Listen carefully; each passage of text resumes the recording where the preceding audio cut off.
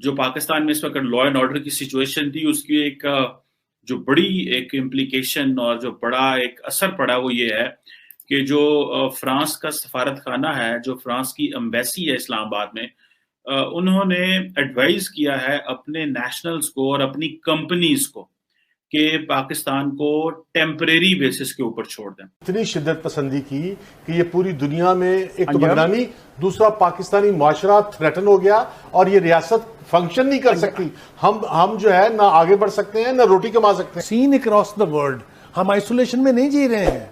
हम जिस तरह के हालात से आज दो चार हैं, हिंदुस्तान क्या प्रोपेगेंडा कर रहा होगा, पूरी दुनिया क्या कह रही है, इमेजेस तो नहीं रुकते। अब आप सोशल मीडिया की स्ट्रेंथ को सामने रख के देखें कि पिछले 3 दिनों में हमारा क्या तमस्खर उड़ा होगा। पाकिस्तान पागल खाना नजर आ रहा है। अब चीन में से अगर कोई उठता है वो ये हरकत कर देता है, फिर हम चीनी सफीर को भी मुल्क बदर कर देंगे। हम किस किस मुल्क के सफीर को मुल्क बदर करेंगे? क्या इस तरह पाकिस्तान सरवाइव कर सकेगा? तरह से पिछले दिनों फ्रांस के खिलाफ पाकिस्तान में दंगे फसाद हुए, उसको देखकर फ्रांस ने अपने आप यह फैसला लिया है कि वह अपनी कंपनियों को और अपने नागरिकों को पाकिस्तान से बाहर निकाल देगा। ऐसी भी संभावना व्यक्त की जा रही है कि फ्रांस को देखकर यूरोपियन यूनियन के अन्य 26 देश भी अपने कंपनियों को पाकिस्तान से बाहर निकाल लेंगे। आर्थिक रूप से कंगाल पाकिस्तान के लिए यह कितना बड़ा झटका होगा, इसका अंदाजा आप खुद ही लगा सकते हैं। पाकिस्तान को मिले इस झटके और पाकिस्तान में हुए दंगे फसाद की पृष्ठभूमि में हो रही परिचर्चा, आइए सुनते हैं। जो पाकिस्तान में इस वक्त लॉ एंड ऑर्डर की सिचुएशन थी उसकी एक जो बड़ी एक इम्प्लीकेशन और जो बड़ा एक असर पड़ा वो ये है कि जो फ्रांस का सफारत खाना है, जो फ्रांस की एम्बेसी है इस्लामाबाद में, उन्होंने एडवाइस किया है अपने नेशनल्स को और अपनी कंपनीज को कि पाकिस्तान को टेम्परेरी बेसिस के ऊपर छोड़ दें, वक्ती तौर पे पाकिस्तान को छोड़ दें, क्योंकि फ्रांस के खिलाफ जो इस वक्त प्रोटेस्ट हो रहे हैं, एंटी फ्रांस जो प्रोटेस्ट हो रहे हैं, वो वायलेंट हो सकते हैं। जाहिर बात है ये सिर्फ फ्रांस के हवाले से बात नहीं है, बाकी भी जो यूरोपियन यूनियन के बाकी ममालिक हैं वो भी परेशान है इस हवाले से कि जिस तरह के प्रोटेस्ट हो रहे हैं, क्योंकि एट टाइम्स तो हमारे लोग जो हैं वो जो लोग प्रोटेस्ट कर रहे हैं, जिनके पास इतना नॉलेज नहीं होता, वो इन सबको वेस्टर्न ही समझते हैं, वो इन बेचारों को काफिर ही समझते हैं। जो दुख की बात यह है कि अगर इस तरह का एनवायरनमेंट क्रिएट हो जाए कि पाकिस्तान से फ्रेंच इन्वेस्टमेंट चली जाए, फ्रांस के लोग पाकिस्तान आना जाना बंद कर दें, वैसे ही कोरोना का टाइम है, लोग वैसे ही ट्रैवल नहीं कर पा रहे।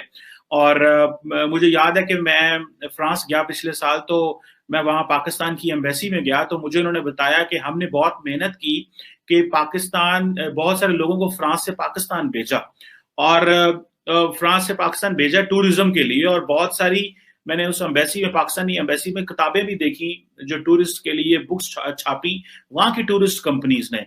उनको कराची भी लेके गए, उनको गिलगित बल्तिस्तान भी लेके गए, जगहों पे लेके गए ताकि लोग यहाँ पे आए और आशना हो और चीजों को वो समझ सकें कि पाकिस्तान एक सेफ है, नॉर्मल प्लेस है, यहाँ पे अब दहशतगर्दी नहीं होती।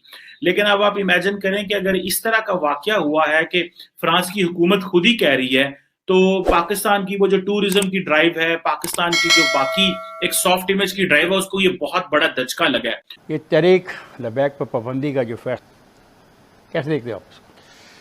तहरीक लबैक ने जिस तरह से पिछले 2 दिनों में पूरे मुल्क में किया है, वो पूरी दुनिया में एक पैगाम गया है कि यहाँ पर शिद्दत पसंदी, इंतहा पसंदी और जो है वो इतनी ज़्यादा है कि ये दुनिया अपने आप को खतरे में समझती है इनकी वजह से। क्या उन्होंने शिद्दत पसंदी क्या की?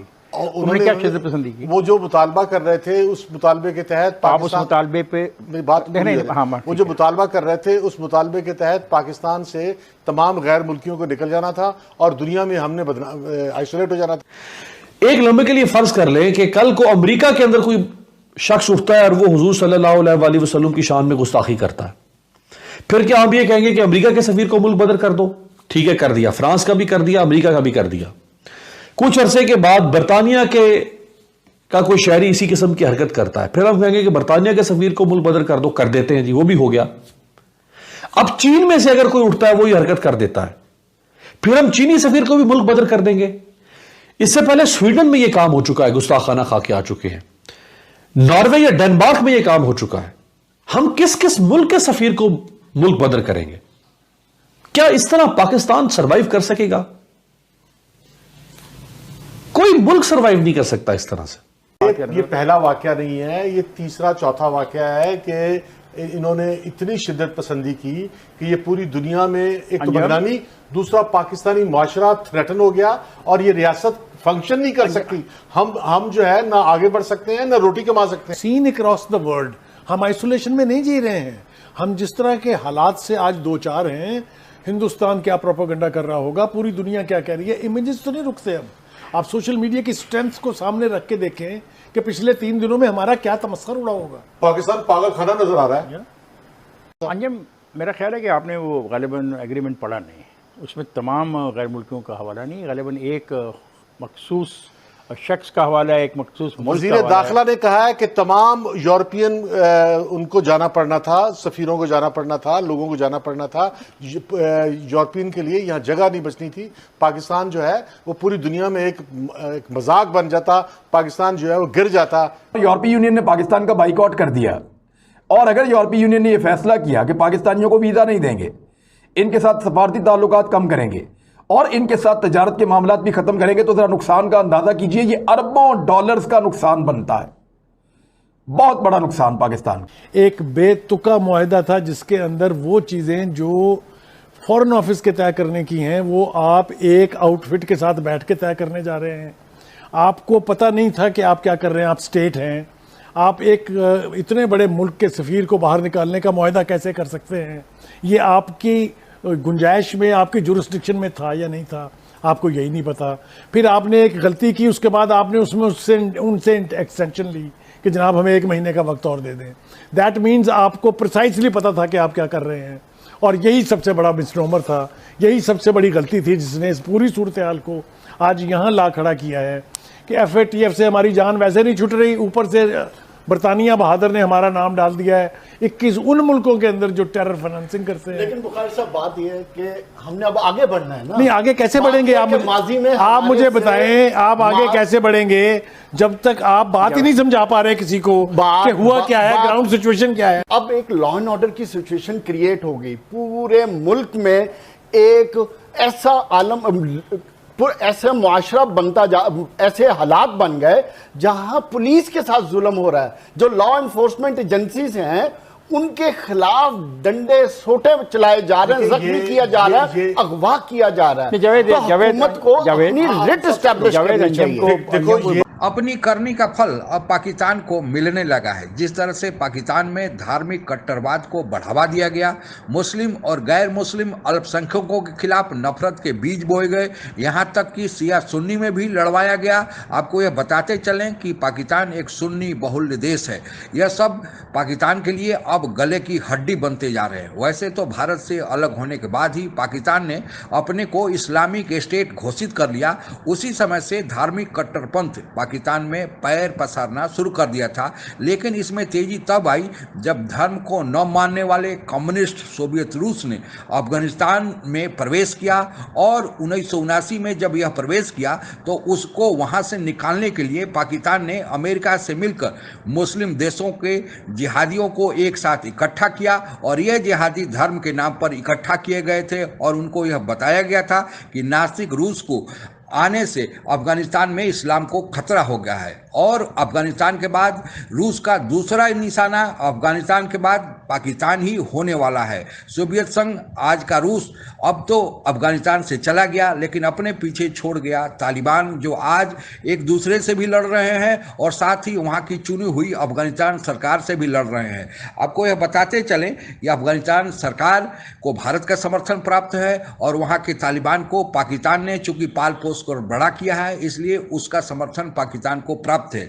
पिछले 48 घंटों में जो पाकिस्तान में नंगा हिंसा का तांडव चला, उसको देखकर पाकिस्तानी सरकार ने फौरन TLB तलबेक पाकिस्तान पर प्रतिबंध तो लगा दिया है, लेकिन इस प्रतिबंध लगने के तुरंत बाद तालिबान ने इस TLB को अपने समर्थन देने की घोषणा कर दी है।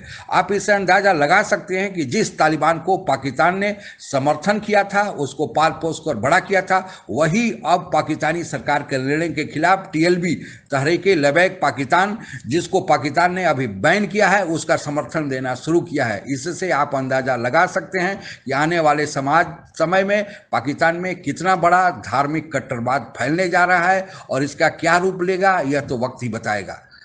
पाकिस्तान के लोगों को शायद अंदाज़ा नहीं है, या जिनको अंदाज़ा है वे शायद बेबस हैं, कुछ कर नहीं सकते कि इस धार्मिक कट्टरपंथ के कारण पाकिस्तान को कितना नुकसान हुआ है, विश्व में पाकिस्तान की किस तरह की छवि बनी है। इसी छवि के कारण अब कोई भी देश पाकिस्तान में अपना निवेश करना नहीं चाहता है।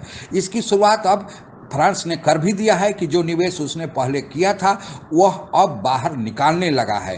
जब आर्थिक स्थिति पाकिस्तान की ऐसी हो, उस समय जब निवेश बाहर से नहीं आएगा और जो निवेश है वो भी बाहर जाने लगेगा, तो आप इस देश के आर्थिक हालत भविष्य में क्या होने वाला है इसका अंदाज़ा खुद ही लगा सकते हैं। पाकिस्तान की आर्थिक स्थिति आज इतनी खस्ताहाल और जर्जर हो चुकी है कि पाकिस्तान ने जो पहले कर्जे लिए हैं उनको सूद जो उस पर निकल रहा है उसको चुकाने के लिए भी पाकिस्तान को नया कर्जा लेना पड़ रहा है। पाकिस्तान की हालत भविष्य में क्या होने वाली है इसका अंदाजा इसी पर चर्चा से आप लगा सकते हैं, लेकिन जो मेरी समझ है उसके अनुसार पाकिस्तान के बुरे दिनों की शुरुआत अब और तेजी से होने वाली है। आज के लिए बस इतना ही।